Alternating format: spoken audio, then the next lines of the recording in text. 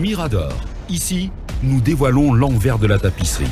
Mirador, l'instant vérité sur la gouvernance, sur comment chaque franc du contribuable guinéen est dépensé. Mirador, tout sur les dessous des cartes politiques sous les tropiques en Guinée.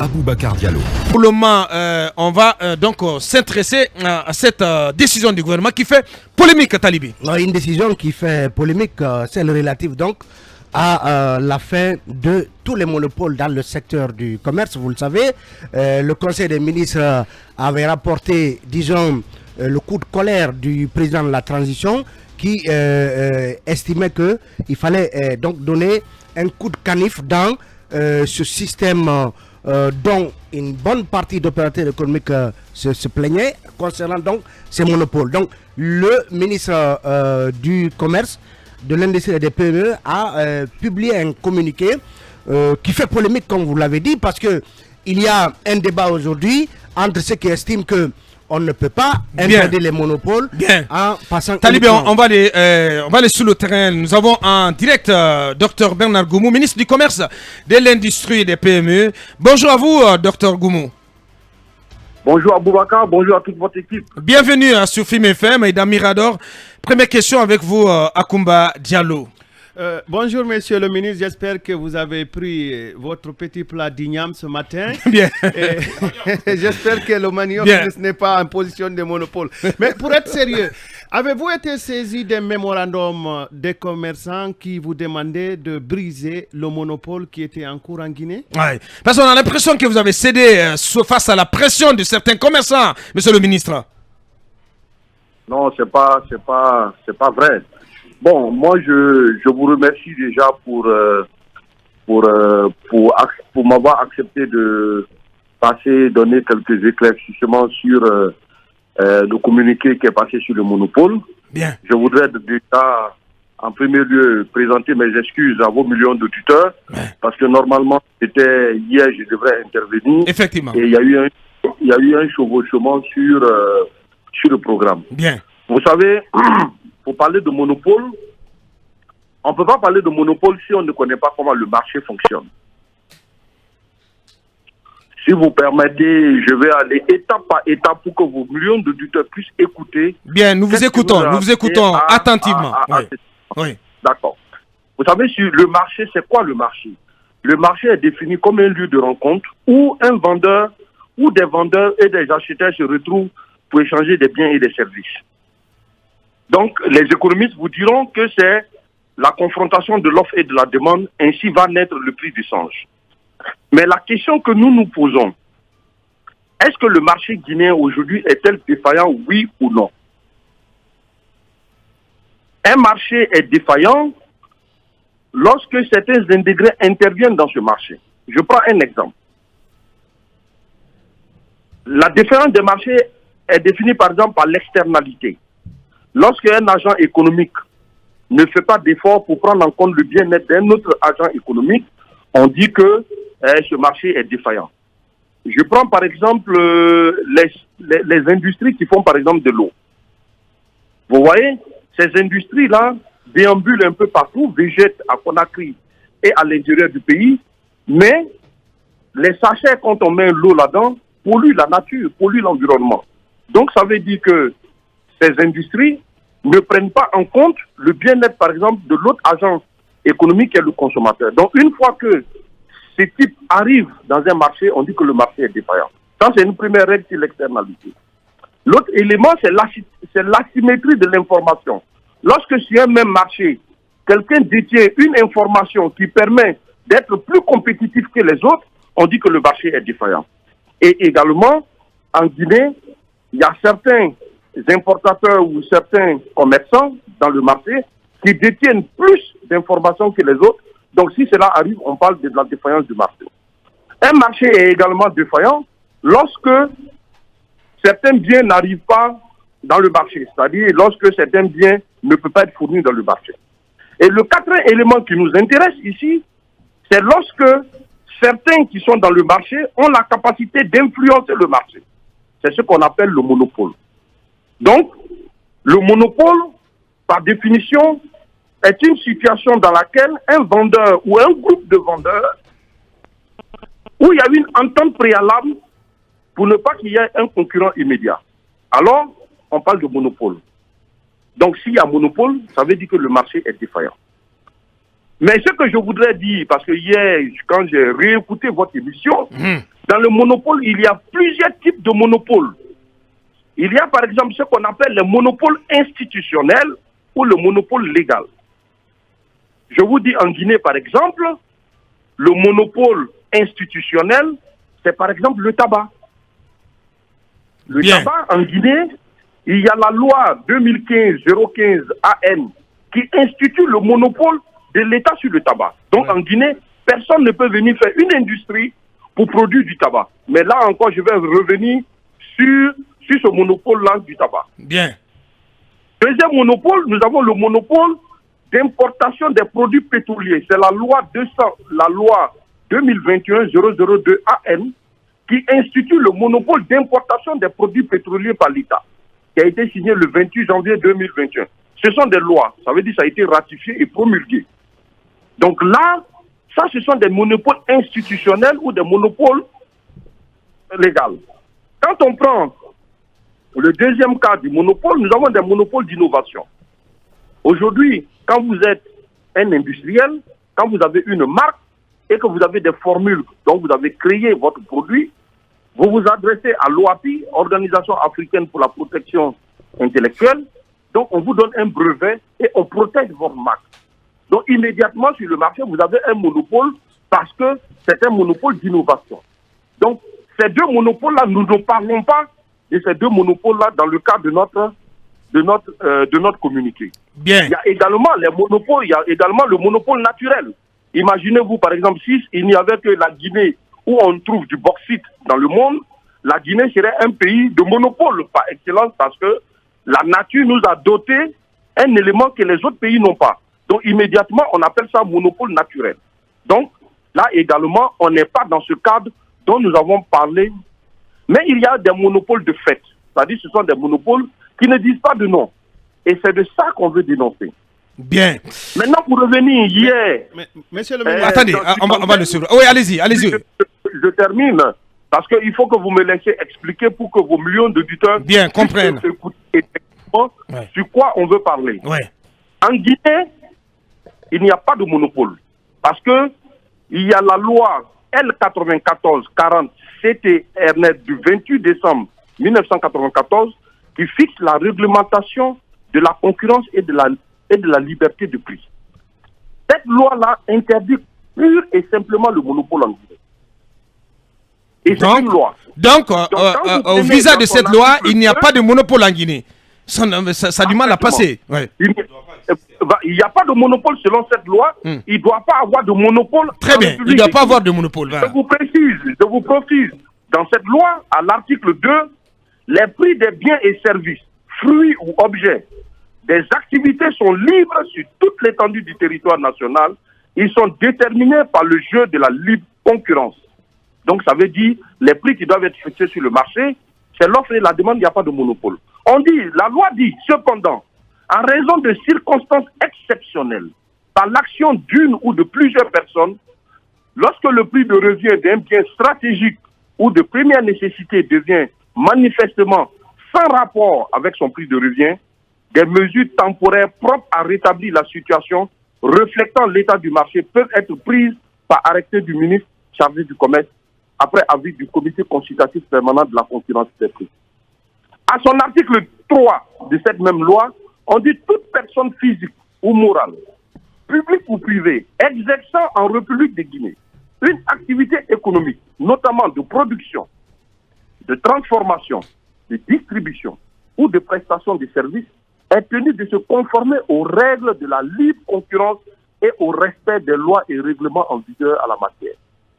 Donc si vous avez cette loi, c'est très clair, il n'y a pas de monopole. Mais, la grande question, c'est que les précédents gouvernements, mes précédents prédécesseurs, ont signé ce qu'on appelle des moratoires à certains groupes d'entreprises, à certains individus, à certaines personnes morales, en instituant au fait des monopoles de fait.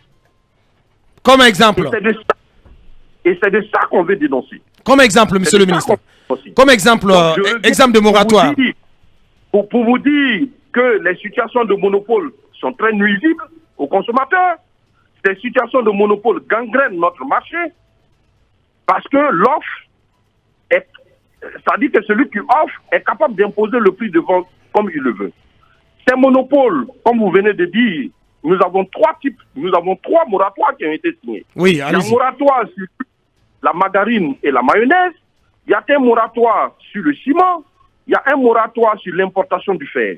À ma connaissance, voici les trois moratoires que nous avons au niveau de notre département et qui constituent un monopole de fait. Et que vous avez cassé, des moratoires que vous avez suspendus. Non, effectivement. Maintenant, je vais vous expliquer. Bien. Je vais vous expliquer très clairement pour que vous puissiez comprendre. Déjà, j'ai parlé par exemple sur le tabac. Le tabac, par exemple, en République de Guinée, c'est l'État qui doit gérer tout ce qui est tabac. Mais imaginez-vous, il y a une loi qui interdit toute autre institution de produire du tabac en République de Guinée, et vous avez également une unité industrielle qui est actuellement en place, où ils ont donné un agrément d'implantation et d'exploitation à cet investisseur qui a investi énormément et où aujourd'hui il a fini son industrie, il a même fait tous les textes et il doit mettre en vente libre, il doit mettre maintenant en vente les cigarettes. J'ai ce dossier-là sur ma table, que faut-il faire? Est-ce que cet arrêté-là est au-dessus de la loi? Parce que la loi, l'État interdit l'institution du tabac. On a donné un agrément à un investisseur qui a investi énormément d'argent pour constituer son usine. Et aujourd'hui, la loi, selon la loi, il ne peut pas opérer. Il ne peut pas opérer. Ouais. Donc ça c'est quelque chose d'extrêmement gravissime. Ouais. Parce que vous ne pouvez pas tordre le coup de la loi en donnant des agréments à des individus et en refusant pour d'autres personnes. C'est là où il y a des problèmes. Donc ça veut dire ça se faisait aux têtes du client. Quand vous prenez le moratoire également de l'huile et de la margarine, qui a été donné à un investisseur en Guinée, qui a investi des millions et des millions de dollars, mais en ricochet, vous donnez également, ça a été donné en 2017, mais en 2019, vous donnez également un agrément d'implantation et d'exploitation à une autre industrie pour qu'il puisse s'installer pour fabriquer de la margarine et de la mayonnaise. Et cette industrie-là est aujourd'hui à 90%. Elle doit bientôt finaliser, en 3 ou 4 mois, elle va finaliser. Et elle a besoin de mettre sa marchandise sur le marché. Or, quand d'autres personnes viennent pour avoir cet agrément, on dit non, vous ne pouvez pas l'avoir. Or, on donne, donc ça veut dire que les agréments sont délivrés aux têtes du client. Mais ce qui est choquant, c'est qu'on donne ces moratoires, on tord, parce qu'on dit selon la loi, il n'y a pas la concurrence, il n'y a pas de monopole. Ouais. On incite les investisseurs, on les amène à faire énormément d'investissements. Et après, on voit que le moratoire qui a été donné, c'est juste la signature des ministres. Parce que ça n'a même pas été fait par arrêté, c'est juste un accord qui a été donné, qui n'est pas un arrêté pour dire que c'est enregistré au niveau du gouvernement. Et ce n'est pas au-dessus de la loi. Donc aujourd'hui, ça frustre un peu les autres qui veulent se mettre dans ce commerce. Ouais. Parce que ils ont la loi, et la loi dit qu'il n'y a pas de monopole en Guinée. Donc pour moi, il y a une défaillance également sur le marché. Je prends par exemple le cas du moratoire sur le ciment. Oui, justement, j'allais y venir. Oui. C'est un groupe d'investisseurs, son nombre de 4. Ils ont investi, l'État a fait un accord, l'ex-ministre a fait un accord en octroyant un moratoire et en leur demandant d'augmenter leurs capacités. Donc effectivement, ils ont augmenté les capacités en disant qu'effectivement, ils vont désengorger tout le marché guinéen du ciment. Mais la question que je me pose et que, en tant que ministre qui me choque, aujourd'hui, quand vous êtes au Sénégal, la tonne du ciment coûte entre 62 000 francs CFA et 65 000 francs CFA. Ce qui coûte moins de 1 million de francs guinéens, la tonne de ciment. Et aujourd'hui, ici en Guinée, nous, la tonne de ciment est aujourd'hui à 1,6 million. Vous pouvez demander, je crois qu'il y a 80 ou 85 000 le sac. Ouais. Mais je crois que 62 000 francs CFA, ça dépasse 1 million, monsieur le ministre. La Côte d'Ivoire, pays voisin, le sac à la tonne, En francs CFA, c'est 73 000. Donc ça fait 1 268 quand tu multiplies par 16. Pourtant, ces pays-là, ce sont des pays voisins. Donc, je veux dire qu'on est à peu près dans les mêmes conditions. Ces pays, le Sénégal et la Côte d'Ivoire, qu'on le dise, ils ont un niveau de vie un peu plus élevé que nos populations. Donc, on ne peut pas comprendre que le ciment coûterait moins cher chez eux et que le ciment coûte plus cher chez nous. Pourtant, il y a effectivement un moratoire qui est encadré et ce moratoire-là a été donné à ces industriels pour que le prix puisse être maîtrisé sur le marché. Bien. Si vous prenez un habitant de Gawal qui importe son ciment du Sénégal, qui va payer 2% du frais douanier parce que toutes les productions à l'intérieur de la zone CEDEAO, quand vous faites rentrer dans un autre pays, les droits de douane sont de 2%. Ouais. Dans le cas du TEC. Vous ajoutez les frais de transport, 2%. Vous voyez que le ciment coûterait 2 fois moins cher que lorsqu'on prend le ciment ici pour aller à Gawal.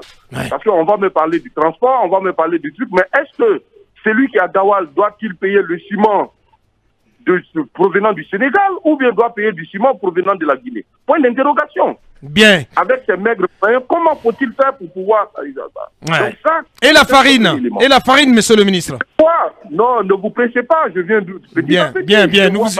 Nous vous écoutons. Le moratoire, c'est l'exportation de fer. Il a été institué en Guinée un autre moratoire sur le fer. Disons, puisque nous avons une société industrielle qui fond le fer, donc tous les fers qui sont ramassés doivent être fondus pour que cette société-là puisse avoir de la matière première.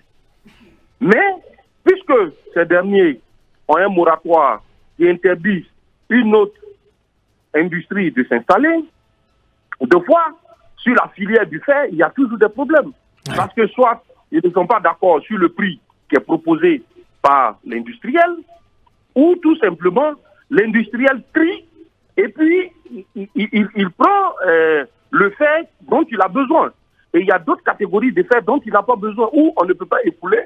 Et entre-temps, ces fers qu'on ne peut pas écouler, ceux qui font la collecte de ces fers veulent exporter ces fers-là à l'extérieur, parce qu'ils ont d'autres preneurs. Ouais. Mais là encore, il y a un moratoire. Ouais. Ils ne peuvent pas. Ils ne peuvent pas le faire. Ils ne peuvent pas le faire. Ouais.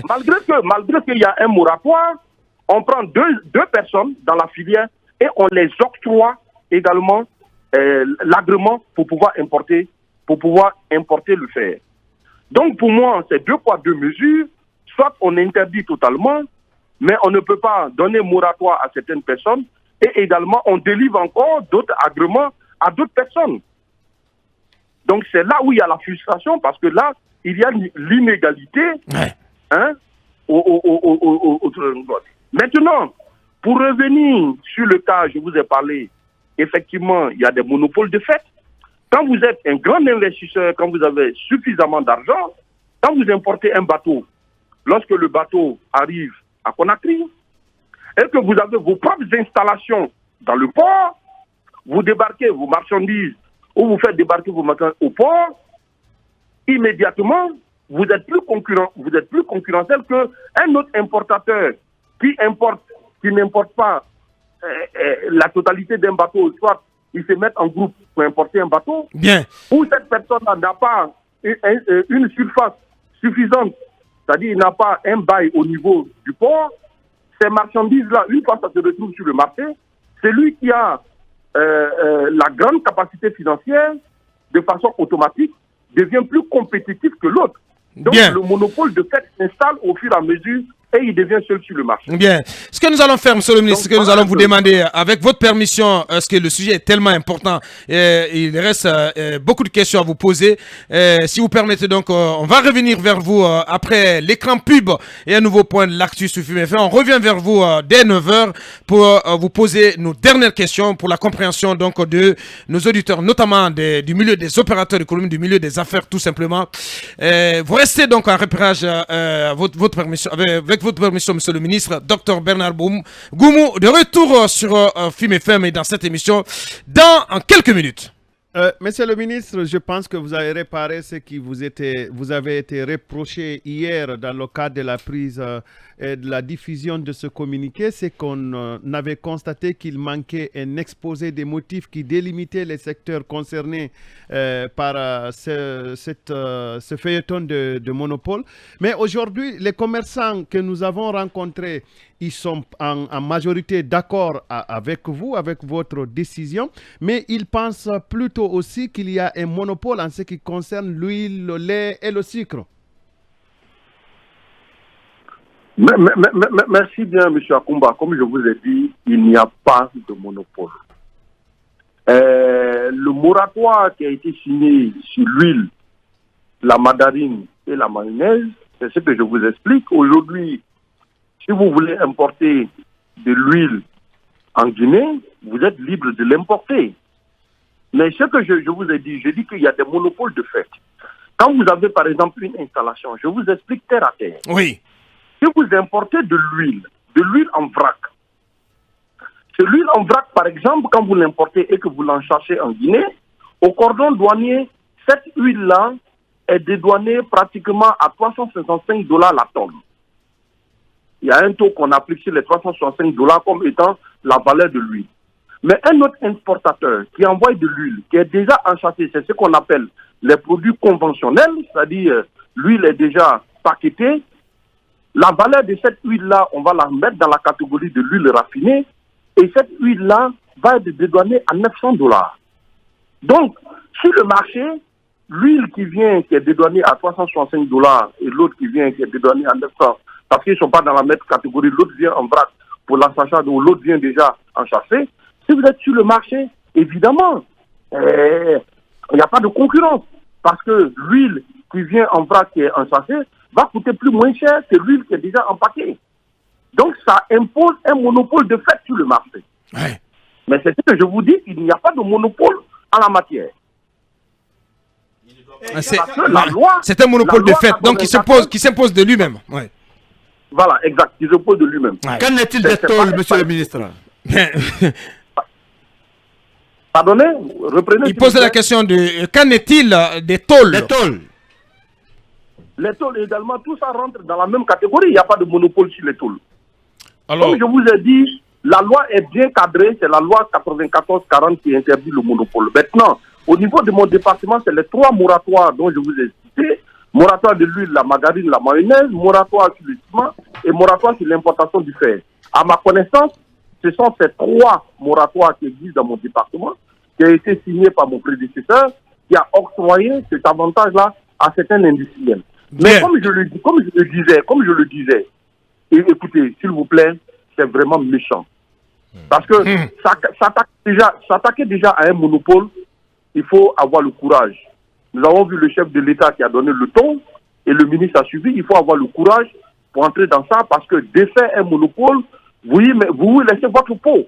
Donc il faut avoir véritablement le courage parce que ce sont des milliards et des milliards qui sont en jeu. Ouais. Donc ça, je voudrais que on a vu par exemple la réaction d'un grand opérateur économique, en l'occurrence Monsieur Sanlois Fatako, donc qui s'est posé des questions, donc qui se préoccupe de cette décision suite à la prise de cette décision. Qu'avez-vous à lui dire pour le rassurer? Est-ce que parce qu'il parlait de monopole institutionnel, mais aussi d'un autre type de monopole qui ne serait pas concerné. Avec les usines. Bien sûr, avec les usines. Bon, avec les usines, je ne sais pas de quel monopole dont tu parlais, mais ce que je voulais vous dire, par exemple, vous avez vu, les moratoires sont signés avec certains investisseurs. C'est ce que je dis, c'est méchant, parce qu'on donne un moratoire à un investisseur, on lui donne toute la latitude d'investir des millions, je vous parle des millions, d'autres même c'est en centaines de millions d'euros. Et après, on donne également des agréments à d'autres industries à leur tête. Et c'est vraiment méchant. On sait pertinemment qu'il y a une loi qui encadre la concurrence. Donc pourquoi donner un moratoire à un individu, à un industriel, et qui va investir énormément dans ce sens, parce qu'il s'est dit, bon, je vais beaucoup investir, parce qu'une fois que j'aurai fini l'usine, j'aurai le monopole. Et on se rend compte qu'effectivement, c'est complètement à côté de la plaque. Bien. Je vous ai parlé du cas du tabac. Oui. Le cas du tabac, aujourd'hui, mon ministère a reçu le document. L'investisseur veut aujourd'hui mettre ses tabacs en circulation. Mais puisque c'est encadré par la loi, je l'ai fait brandir par la loi pour lui dire attention, vous ne pouvez pas mettre vos tabacs en circulation en Guinée parce que tout simplement, le tabac est encadré par une loi. Et l'accord que vous avez reçu, c'est juste un moratoire, un accord qu'un ministre a signé, ce n'est même pas un arrêté et rien. Donc la loi est au-dessus de tout ça. Bien. Une question basique, une question basique d'un auditeur.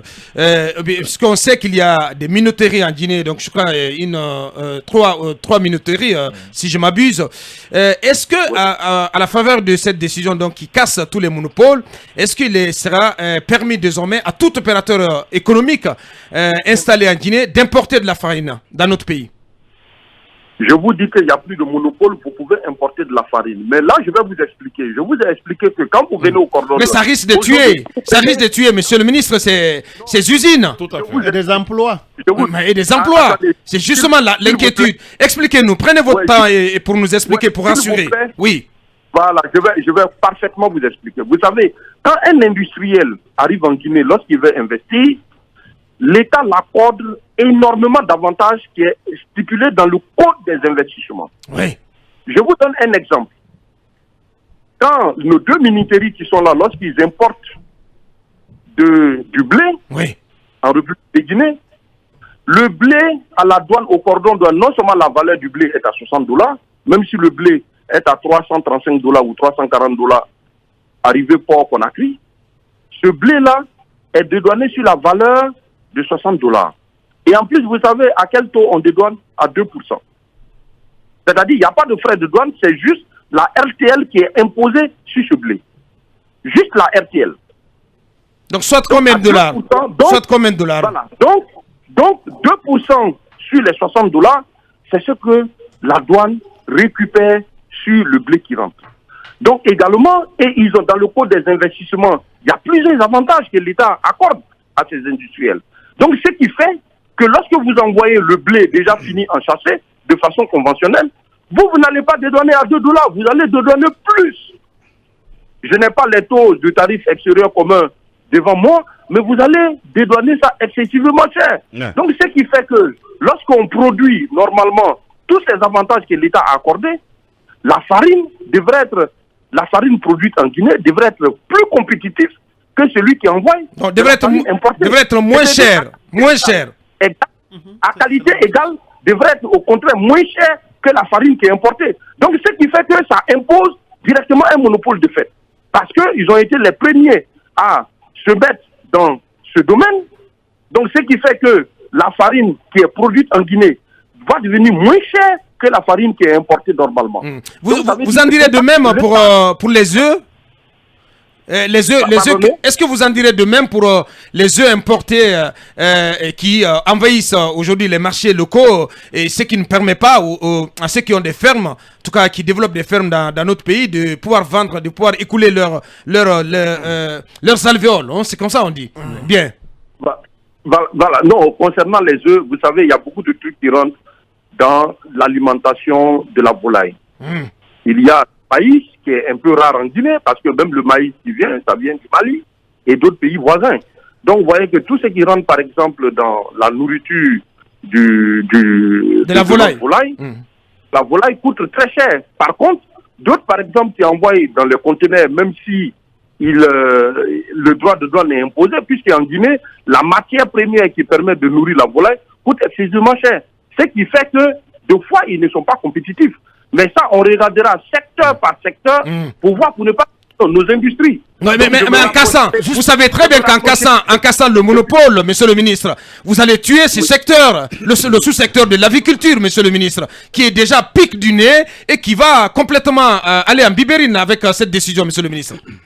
Non, tout à fait. Vous parlez dans le code des investissements, quand vous prenez l'agriculture a un large champ. Donc, quand on parle agriculture et élevage, l'État également investit, l'État également accorde des avantages considérables à ce secteur. Donc, ça, c'est un cas spécifique que je me rapprocherai du ministre de l'élevage afin d'avoir beaucoup plus d'informations pour voir. Bien. Comme je l'ai dit au niveau de la loi, je l'ai bien dit au niveau de la loi, que dans la loi, à son article 2, c'est bien écrit que cependant, en raison des circonstances exceptionnelles, par l'activité d'une ou de plusieurs personnes, le prix de revient d'un bien stratégique ou de première nécessité devient manifestement sans rapport avec son prix de revient, alors l'État, le ministère du Commerce, peut intervenir par un arrêté. Donc tout ça, ce sont des brèches que la loi confère au ministère du Commerce, qui est son rôle de réguler le marché pour ne pas également que d'autres industries ferment. Bien. Donc, c'est notre rôle de réguler ce marché-là. Bien. Maintenant, je revenais sur les produits pharmaceutiques parce que oui, justement, ouais, on se posait la question. Oui. Au monopole de produits pharmaceutiques, vous savez, le produit pharmaceutique obéit à ce qu'on appelle la loi pharmaceutique. Et cette loi pharmaceutique-là est régie et contrôlée par le ministère de la Santé. Donc, tout ce que nous avions dit au niveau du monopole, c'est mon collègue normalement de la santé, tout ce qui est médicament, tout ce qui est médical, doit normalement, tous ceux qui sont dans ce secteur doivent se référer à ce ministère parce que c'est ce ministère qui délivre les agréments d'importation, de médicaments. Voilà. Donc votre décision ne s'applique pas au secteur de la santé. Et effectivement, parce que c'est un secteur cadré, c'est un secteur bien réglementé. Ultra sensible. Ouais. Voilà. Allez-y. Encore 6 minutes à passer en compagnie du ministre. Monsieur le ministre, le moratoire que vous déclarez caduc sur certains produits d'importation, certains sont tentés à vous écouter, certains sont tentés de dire tout ça pour ça, puisque finalement vous nous dites qu'il n'y avait de moratoire que sur trois produits, alors que beaucoup estiment, en tout cas espèrent, que votre décision contribuera à faire baisser les prix des produits de grande consommation et là apparemment surtout avec la chute apparemment il n'y a de apparemment il n'y a de monopole que sur trois filières ou 3 produits, monsieur le ministre. Je reviens encore, je m'explique. J'ai parlé des avantages que certains ont au port parce qu'ils ont certaines installations à l'intérieur du port, ce qui fait qu'ils sont plus compétitifs que les autres, même s'il n'y a pas un moratoire. Ça, c'est un premier élément. Le deuxième élément, aujourd'hui, nous n'avons pas d'interlocuteur au niveau de tout ce qui est commerce.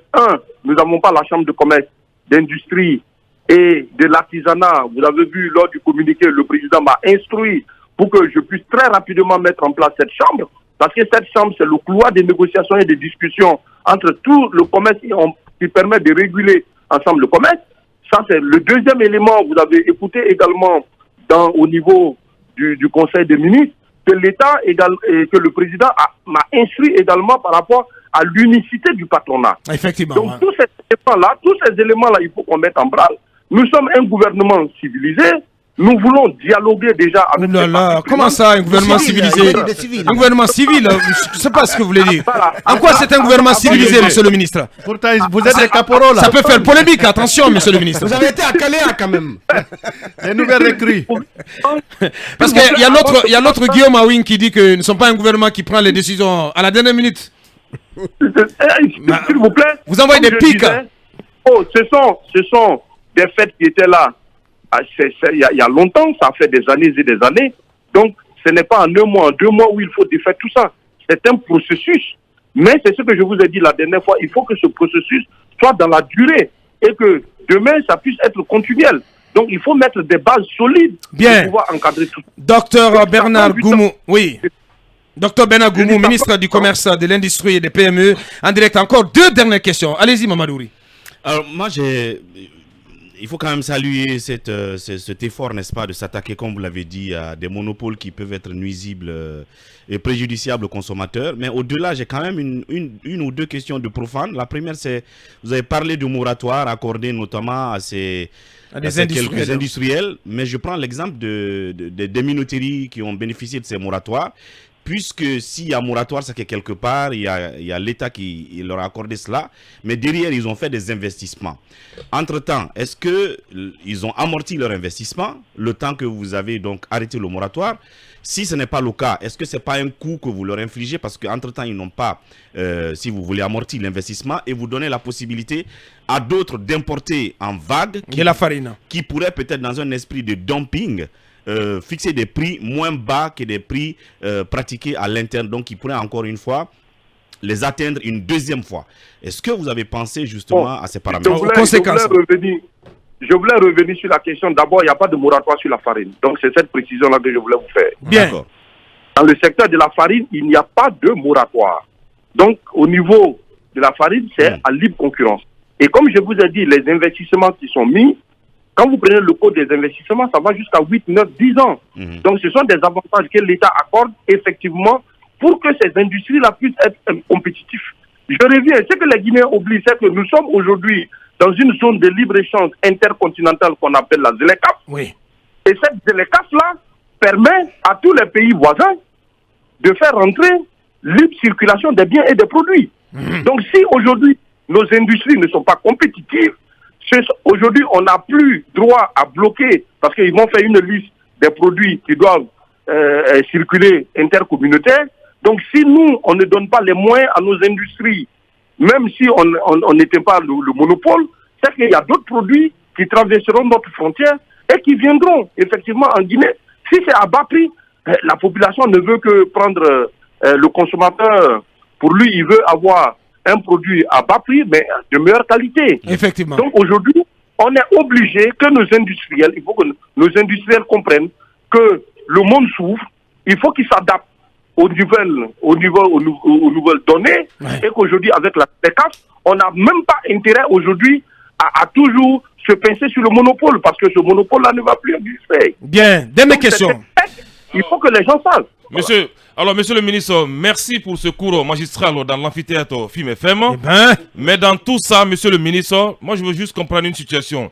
Quelle est la valeur juridique d'un communiqué pour suspendre un arrêté? Dites-nous en plus. Quelle est la valeur juridique? Non, je vous ai dit qu'il n'y a pas eu arrêté, c'est un accord, un moratoire. Un moratoire. Mais quelle est la valeur juridique de ce d'un communiqué pour suspendre un moratoire? Ouais, s'il vous plaît. Je vous ai parlé de la loi. Oui. Et cette loi-là est au-dessus de tout parce qu'elle a été ratifiée et promulguée. Mais, par maladresse, je dirais, si un ministre signe un accord pour donner un moratoire, c'est quand même un moratoire. Ça devrait passer au Conseil des ministres, aller au niveau du Parlement pour que ça ait force de loi. Mais si ça n'a pas force de loi, moi je pense que c'est juste se communiquer pour dire tout simplement qu'il faut qu'on revienne dans l'esprit de la loi. Au fait, le communiqué, quand vous avez lu, c'est bien clair. Ça veut dire que nous restons dans le cadre de la loi. Très bien. Donc pourquoi prendre? On ne parle pas d'arrêté, il n'y a même pas eu d'arrêté, c'est juste un accord qui a été signé. Donc pour moi, ça n'a même pas valeur juridique devant une loi qui a été promulguée. Bien, on vous a largement compris. Et cette toute dernière question en 30 secondes, à laquelle nous vous demandons de répondre en 30 secondes. Est-ce que la chute continue, notamment de la devise du billet vert, du dollar, le dollar donc qui continue le taux de change du dollar qui continue de dégringoler, qui est même à 895, alors qu'on nous apprend que la Banque centrale continue de pratiquer le taux de 940. Est-ce que ça va avoir une quelconque incidence sur le prix des produits de grande consommation? Est-ce que les prix vont baisser, monsieur le ministre? C'est ce que les Guinéens veulent savoir ce matin. Voilà. Justement, je voulais en venir sur le taux qui est en train de baisser. Vous savez, les mesures qui ont été prises déjà par le ministre de l'économie et des finances, même du président, de verrouiller un peu la chaîne. Aujourd'hui, qu'est-ce qui faisait que le taux du franc guinéen par rapport au dollar ou par rapport aux autres devises grimpait? C'est parce que il y avait des détournements massifs. Et que les gens, une fois que cette masse de francs guinéens-là était avec eux, pouvaient aller sur le marché, tranquillement échanger, et puis, et donc c'est l'offre et la demande. Donc aujourd'hui, il n'y a plus cette quantité de francs guinéens-là qui puissent échanger. Donc aujourd'hui, sur le marché guinéen, nous avons suffisamment de dollars, mais on n'a pas de francs guinéens qui viennent. Donc, c'est ce qui fait que les prix sont en train de baisser. Ouais. Le taux encore va baisser. Lorsque, par exemple, l'État va continuer à baisser. Mais quelle incidence sur le prix du sac de riz? Qu'il y a le retour des devises au niveau de la Guinée, vous allez voir, également, le taux va continuer à baisser. Et ce taux-là, il dit une incidence effective sur le prix, parce que ce prix des biens est acheté à l'extérieur en dollars ou en devises. Donc, si ces devises-là baissent, immédiatement, il faut que les prix s'impactent. C'est pour ça que je vous ai dit, s'il y avait une chambre de commerce où il y avait l'unicité du syndicat, c'était mon rôle de faire asseoir la chambre du commerce, discuter avec eux, pour leur dire, écoutez, il faut voir vos membres, parce que le taux est en train de baisser, il n'y a pas de raison que les prix restent toujours à la hausse. Vraiment, merci. Mais il faut un interlocuteur. Il faut un interlocuteur. Et pendant 11 ans, on n'a pas compris pourquoi le gouvernement Alpha Condé n'a pas pu mettre en place comment on appelle ça, un bureau exécutif de la Chambre nationale de commerce, d'industrie et de commerce, Mohamed Kaba. Et pas de patronat unique également. C'était compliqué à la fin du compte. Et on va voir ce qui va se passer. Parce que grâce certainement aux efforts des uns et des autres de l'actuel gouvernement, on va avoir finalement un interlocuteur, un patronat unique, une chambre de commerce. Merci, bien, s'il le faut. Grand merci à vous, monsieur le ministre. On espère que vous avez été largement compris. Merci pour toutes ces explications et merci de votre disponibilité habituelle. L'émission continue dans un instant.